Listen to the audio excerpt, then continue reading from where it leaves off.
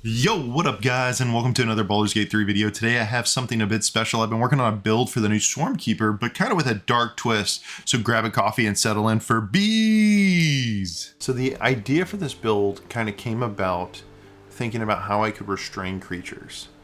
And I really wanted to set something up that would really dive into that restrain ability from the ranger that doesn't really get used because Hunter's Mark is normally just a better option.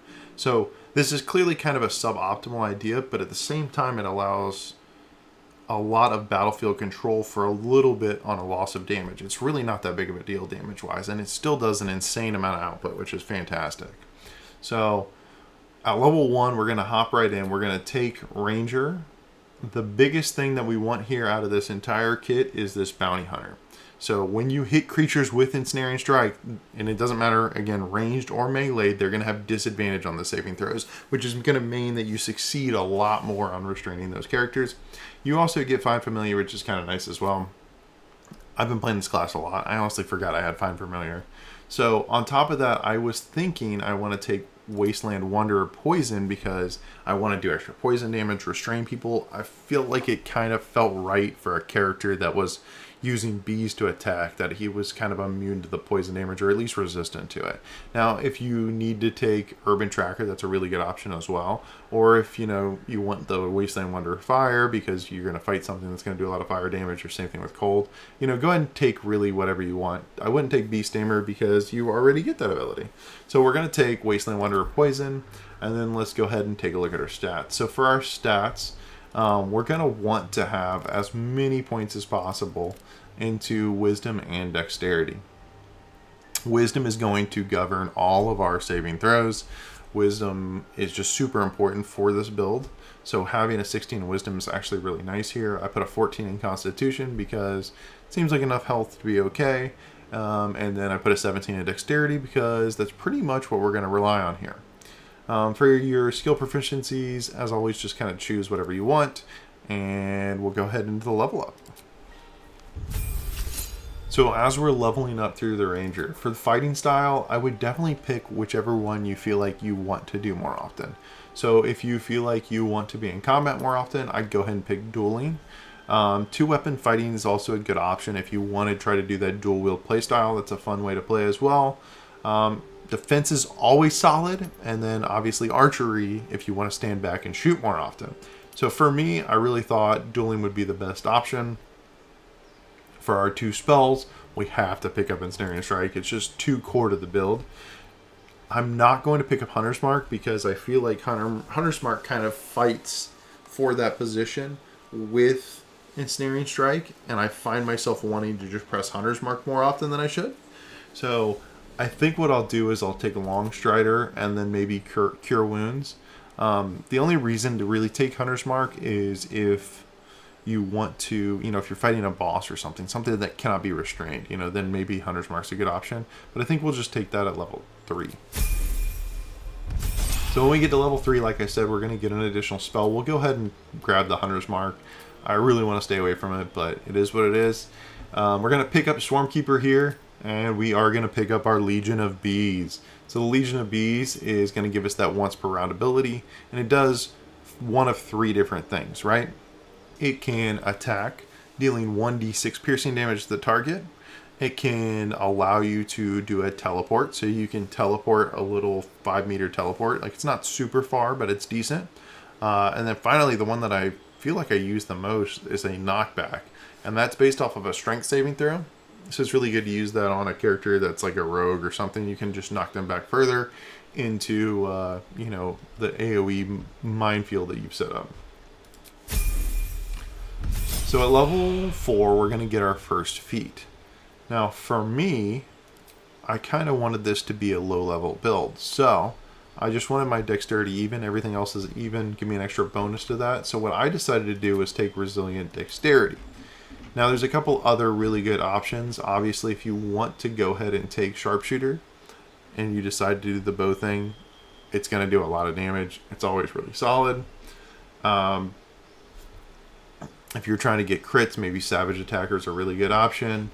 Or Alert for the extra things. Or just throwing an ASI for the extra 2 or 3 points to your stats. There's quite a few different options that'll work well for this build, but I felt like getting the resilient dexterity just gives me the most out of it. It's going to give me proficiency in those common dexterity saving throws. Now we're looking at a plus, what is that, +6 to save. So I think that's going to be a really solid start for this build. Alright, and at level 5 we're pretty much online. The other thing I liked using was spike growth. I thought spike growth was a really good option for when I'm not concentrating on stuff. It's not a bad little level 2 ability. If I want to kind of fall backwards and just shoot a lot, I can set up spike growth, backpedal with the rest of my party, do a ton of damage. Another really cool option is Hail of Thorns. You can just do a little bit of extra damage in an AoE.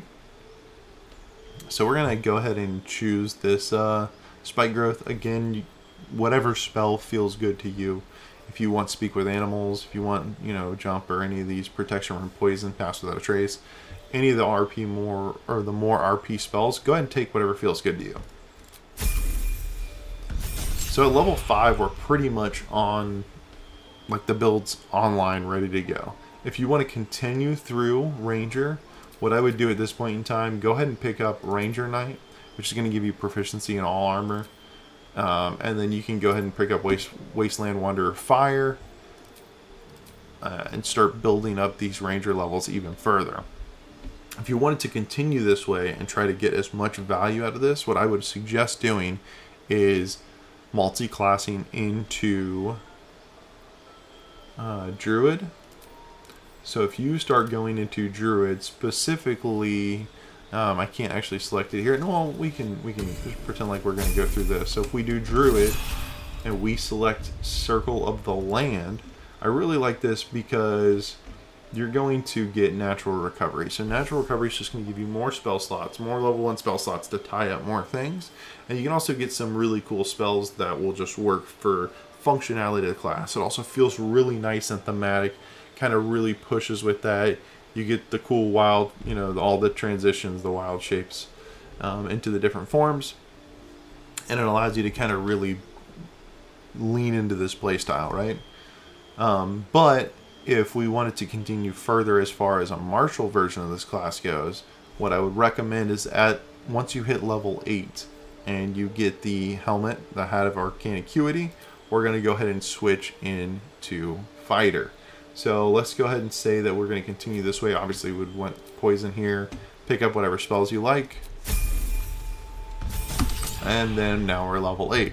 So when we hit level 8, I'm going to go ahead and respec at this point in time. And I'm going to switch to more of a bow style class.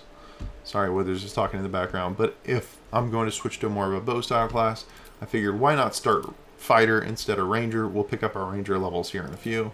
So for our fighting style, we're going to have to pick up Archery because it just makes sense, right?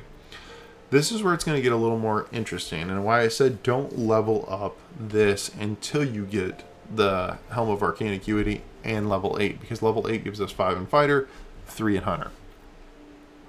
So for this, we're going to completely dump our Strength. We're going to put our +2 in Dexterity and pump that up as high as we can get it again. Our Con is fine here. And then we have some points to kind of float around. What I like to do is throw points in about like this right here. And we'll go ahead and throw a +1 into Con in case we decide to do Resilient Con later. Now, if we don't do Resilient Con, I would set up my stats a little more like this. Give you a little extra strength that we can carry more stuff. Jump a little further, that type of stuff. And then just go ahead and dump Charisma here. And again, for your proficiencies, choose whatever you like. So now as we level up through Fighter, it's going to be pretty simple as far as how we're going to do this. We're just going to go ahead and get Action Surge, and then at level 3, we're going to get our subclass. Now, Battle Master is obviously a fantastic option, but we are going to go Arcane Archer. Now, the reason being is we will get a cantrip, so we'll throw like Guidance in or whatever you want, but we're going to get these arcane shots to choose from. And that's where we're going to get even more control, the Grasping Arrow.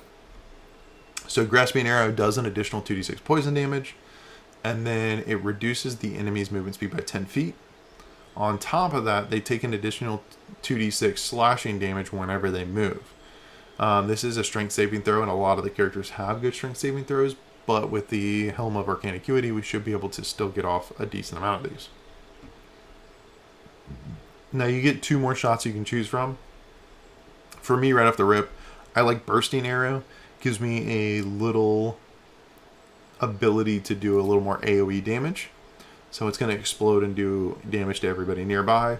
And then the other one I really like is Seeking Arrow. It kind of works like a magic missile. You can curve it up and around buildings, however you want to do it. But there are some really good options. You could just literally banish someone. Beguiling is going to charm someone for a little bit. Enfeebling is going to do more necrotic damage and then become enfeeble. So that will reduce the amount of damage they do with strength attacks. Shadow Arrow is a really good one. It blinds people. And then finally, Piercing Arrow just shoots through multiple different targets. A little harder to line up, but these are the ones that I would recommend. Go ahead and grab Bursting, Grasping, and Seeking. So now we're going to go ahead and roll into our only feat that we're going to get for a while. So again, I'm going to choose the same thing I did earlier. We're going to still stick with this Resilient Dex. Again, I wanted this to be more of a mid-game build. I'll come out with a late-game build later. But I would imagine part of it would have to do with maybe staying into Fighter till about 11 levels. We'll see though. At level 5, we do get our extra attack, so that's when we can drop out of Fighter. Now we've got enough levels in Fighter. Let's go ahead and get the theme going back again, because we want to be able to restrain people, we want to hold people in place. We're going to pick up Ranger. Again, we're going to pick up the Bounty Hunter like I was talking about earlier, and Poison for our thematics. And we're going to continue through doing the exact same stuff we're doing with Ensnaring Strike. Long Strider, our fighting style, will be dueling again. So now we have archery and dueling, which is really cool to have the options between the two. And finally, we will pick up Hunter's Mark for the little bit of extra damage. So this character is now a level 8 character. I've got this on honor mode. We've been running through the campaign, and this character's been absolutely smoking things. So you get 4 charges of Arcane Archer arrows. They come back on a short rest, so you can literally action surge, pop all 4 of them right off the rip. It's fantastic. Now that we kind of see how the build goes, let's go ahead and jump into equipment. Now I want to start with weapons first, which is kind of different from normal. The bow is really whatever you want. I have the Drakefire shortbow here because I thought it was cool to have all the resistances that we have here. Drakefire adds fire and cold resist, and it gives you haste. Now haste in honor mode isn't quite as good as in the regular game, but I really just did it for the extra resistance, and it basically only cost me 1 damage per shot, which is fine. For our melee weapons, we have the Thornblade. Now you can get the Thornblade right off the rip as soon as you get Act 2. Just go to Last Light In, find Damon, and he's selling this item. While concentrating on any spell, your melee weapon attacks add an extra 1d4 poison damage, which is really cool. And it's part of the reason why we came up with this build to begin with. Again, it was based around the Cruel Sting, but I found that the Cruel Sting was harder to use because you need to be a drow, and a lot of people don't play as drows and don't like drows, and they have to be restrained, so it's even harder to do than just concentrating on something. I'm also rocking the Woodwoad Shield. Now the Woodwoad Shields give me additional way to restrain people. So if you look down here, we have bonus action Woad's Ensnaring Strike. This just does 1d4 bludgeoning, but it has possible ensnare on the targets, right? So again, it does the ensnare ability. And then we've got the Ensnaring Strike melee, and then we have it for our spells. So these two come back every short rest. So as a short rest character, we're going to get back all of our actions, our action surge, all 4 of our arrows, and 2 different Ensnaring Strikes. So I really like basically using all of my abilities. Maybe I shoot a couple times, walk up to the closest target, hit him with the shield and snare him, and then just walk out of combat and just stand there if they're ensnared. If they're not ensnared, I'll still stay there with my sword out just to kind of threaten them. But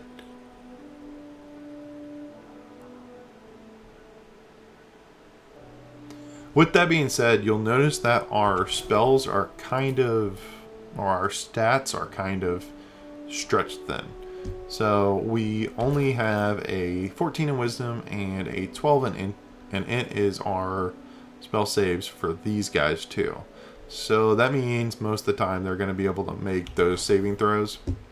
A 13 is not a very hard DC. A 12 for Intelligence isn't a very hard DC. So how are we going to fix that? That's where the helm comes into play. And that's why I don't recommend switching this until you have this helm, because this helm allows everything else to work with it. So when you do damage with a weapon attack, so anytime you hit someone, you gain arcane acuity for 2 turns. So for each stack of this you have, it increases the spell save DC. So if you have a 13, it goes up to 15 with the first one, 17 and so forth, up to plus 10. So you can get your spell save DC all the way to a 23. And again, remember they have disadvantage on Ensnaring Strike, which is really cool. The other option you have is the Headband of Intellect. This will push your intellect to 17 and make it to where your arrows have a higher chance of succeeding. With that being said, this and then the reduction in the chances for them to save against your other attacks, your restraining attacks, because of your subclass. You might be able to get away with that if somebody else in your party wants the arcane acuity more, that type of thing. And then we'll kind of go into the poison side package. So the way that the poison works is whenever you're healed, all of your weapons are going to do an extra 1d6 poison. Also remember, if we're concentrating, we do another 1d4 poison. So when we're hitting something, we're going to do an additional, that's 2.5, 3.5 damage. That's an additional 7 damage just from poison, as long as we're concentrating and we've been healed recently. So I wanted a self-sufficient way to be healed recently, other than just using my Healing Wind. We don't want to waste that. It's a really good ability for a bonus action. So I kind of played with a few different ideas. The ways that I kind of found worked best was this cloak here. And again, this is another item you pick up easily right off the rip in Act 2. You find this in the tower. There's no storyline needed other than going to the tower to get this. So this says when you poison a foe, you heal 1d4. Now, poison doesn't mean do poison damage. You have to actually poison them. So how do we poison them then? Well, one, you can just throw a vial of poison, like a simple toxin, on the ground. That works. Or you can pick up these poisoner gloves. Now these state whenever you do the poisoning damage, the target now has to succeed on a Constitution saving throw or they become poisoned. Now it's every time we do damage. We're doing damage twice on each weapon, so there's a good chance that we end up triggering that ability to poison different characters. Now poison also does a really good thing where it makes everybody worse at attack rolls. So they have disadvantage on every single attack. So you want to spread the poison around as you're shooting or attacking. So if you're attacking someone, you add 1d6 with your bow, and then you can do a poison shot and add additional 2d6. That's 2 different instances. If you're stabbing someone, you get a 1d4 from concentrating on something, plus the 1d6 here. This just gives you a good chance to trigger this poison ability, which causes you to heal, which then reprocs Broodmother's Revenge, making sure that you're continuously adding that 1d6 damage.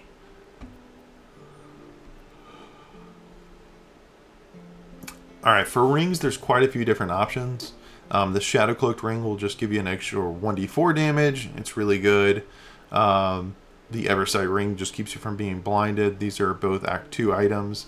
And then the Strange Conduit ring, again, you're concentrating on something. We concentrate a lot in this build. You do an extra 1d4 damage. I went ahead and chose the Caustic Band for this character because I thought it was cool that it's acid. Acid and poison are kind of close together. You know, we got bees coming in, maybe a little bit of caustic damage associated with that. Something along those lines. And then finally, I went ahead and did Poisoner's Ring. Now, Poisoner's Ring is really cool. Whenever you use this, it costs an action, so it's kind of expensive, but whenever you use this, it makes people vulnerable to poison damage. Now, if you see here, I have 3 charges of it when I use it. So you can choose the same target multiple times. So I could choose Withers 3 times here. 3 chances for him to fail the poison. Virulent Venom, sorry.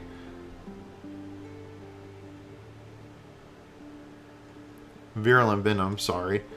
3 chances for them to fail it, so that makes it to where they are now weak to poison damage. Now it says unless they're immune to poison damage, but I have heard rumors, I'm going to try it out soon, that if you use this ring on someone immune, they're now vulnerable instead of immune, which is kind of crazy. I mean, some people might not want to do it, but I think it's really funny. So that brings us into the boots. The boots are fantastic. I found these, I can't remember if these were end of Act 1 or early Act 2, but the Vital Conduit boots. Basically, when you cast a spell that requires concentration, you get 8 temp HP. Now, again, all of these spells are requiring concentration except for this one. But concentration, concentration, concentration. So there's a good opportunity for us to do this. So that gives us another 8 temp HP, which is a substantial amount of HP every turn. So we're basically getting a free temp HP, or 8 temp HP, which is almost as good as us using our second wind. And then on top of that, we're healing as we're poisoning people. It makes us a very durable character. They can pretty much stand on their own. You don't need a dedicated healer, none of that crap. The last item I have, now this one's kind of special to Lae'zel. If you have Lae'zel do this, maybe try the Psionic Ward Armor. What it does is, because she's Gith, now she's got resistance to psychic damage. And then whenever they succeed on a saving throw, they regain 1 to 4 hit points. That allows me to also heal, become more resilient again, but trigger Broodmother's Revenge a different way. So it just gives me a bunch of different ways to trigger this, other than popping a health potion at the beginning of every combat that kind of gets expensive. Now, if you don't have that, you can go ahead and use like the Yuan-Ti Scale Mill, or just like a breastplate, just anything that gives you good armor class. And I mean, if you see, if I put this on, my armor class goes up to 21. It's even better. The one item I kind of wouldn't recommend, I played with it a bit, but I haven't found out whether it works or not, but I think it doesn't. Like, I haven't confirmed it one way or another. So this chest piece you can pick up in the tower in Act 2. It says that creatures have disadvantage on saving throws when resisting your attacks and spells that inflict restrained. Now, restrained is different. I think it's different than the actual restrain that you see here, because this ensnares them, it doesn't restrain them. So it doesn't work well with the ensnaring strike. Restrain is only like a few specific abilities that we really don't have access to till Act 3. So I kind of figured this was pretty useless in this scenario.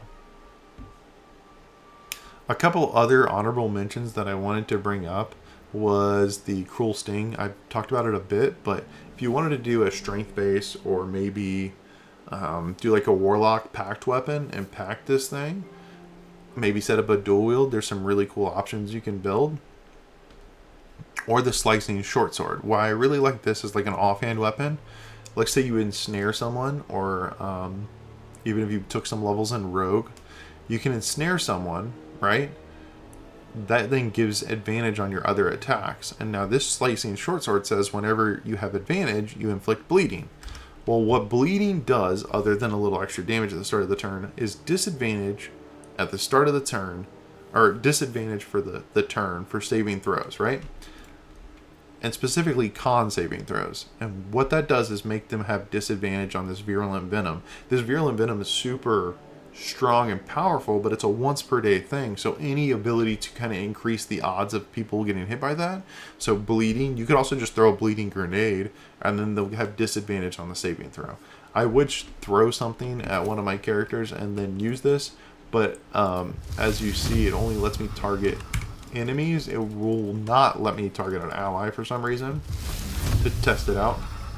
And I don't want to, since this is an honor mode, I don't want to do that. I would show you basically you can throw one of the grenades that causes bleeding, and then you go ahead and use this, and it gives you a much higher chance for the Virulent Venom.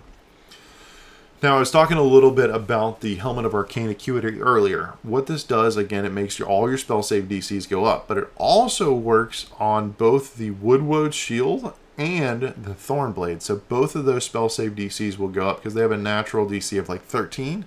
But for every Arcane Acuity you have, it's going to bring that spell save DC up higher and give you a better chance that they fail that as well. But it does not work on the Virulent Venom ring for some reason, and I don't know why. It probably should, but it's okay. So what we're going to try to do is, if you look at these guys here, they are resistant to necrotic, but not poison damage. So let's see what we can start get going here. Show you one shot. Alright, so look at that. See, he's already poisoned. Which now, because he's poisoned, our next shot's going to do even more damage. Here we go. So he is immune to piercing damage. So these guys are completely immune to piercing damage. That's good to know. See about these guys, they are not. So we can shoot at the little ones. These guys are not as well. So what we're going to go ahead and do here is I'm going to use a bursting arrow on the one in the back. Yeah, because I've got advantage on it. It doesn't look like it hits Karlach. We'll see if we can get some AoE damage going. It does hit Karlach anyways, but as you notice, my spell save DC is now up to a +4. So let's go ahead and pull that up so I can show you real quick. That'll be under K. So the Ranger now is showing a +17 as the spell DC. So we're going to go ahead and action surge here and just kind of get as much damage out the door as possible. It's really good to just action surge right off the bat in most fights. I don't think there's a way to pull this back anymore. Maybe I can go here and not hit Karlach. There we go. Well, we did accidentally kill Shadowheart, but we cleared out quite a few enemies in the way. Meanwhile, this guy's already poisoned, so we're sitting in a decent position. I do want to go ahead and attempt an ensnaring strike on someone. So what we're going to do is we're going to use my ranged attack now. And we're going to try to ensnare this guy back here. Taking position. Now you see it hit with a crit hit. We're going to show the damage here. So it's just the 8 piercing damage. Again, you can have double damage from, or not double damage, but +10 from sharpshooter. But we're also going to get the poison, which is 2d6 poison. So, and then finally the acid. And it heals us for 3 points, which did dip our stuff in poison again. And that's going to be all for us on this go. So while we wrap up this fight, I wanted to go over what I would do with the build if I were to continue on, or if I do continue on. There's a couple different options. So one, you could go fully into the Arcane Archer, get a bunch of charges, go at least 11 levels in that, and then maybe a level in Hexblade to give you, the curse. So that way you can do just a ton of physical damage. You pick up Sharpshooter and it'll just increase the damage exponentially.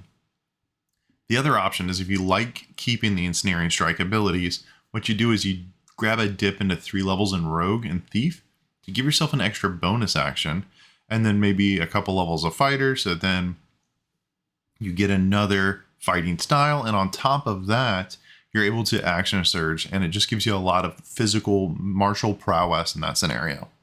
The third option, which I think is also a really good option, or like a very valid way to play the class, is you pick up a few levels in Druid, and I feel like you either want 6 or 7 levels in Druid, depending on if you want to spellcast more and get to those level 4 spells from Druid, or if you think you're good with what you got and you just want to go ahead and do 6 and 6, that's also a really good option.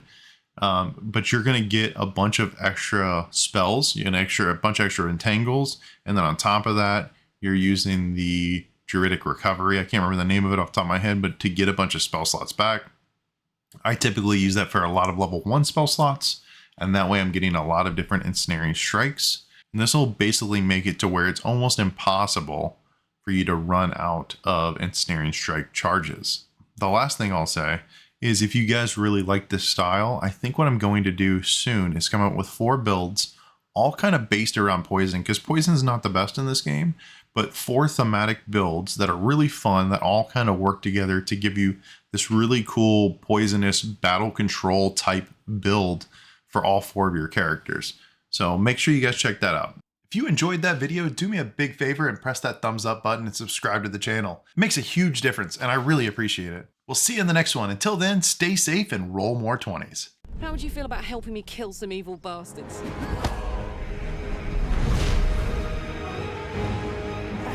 Black, it's blessed.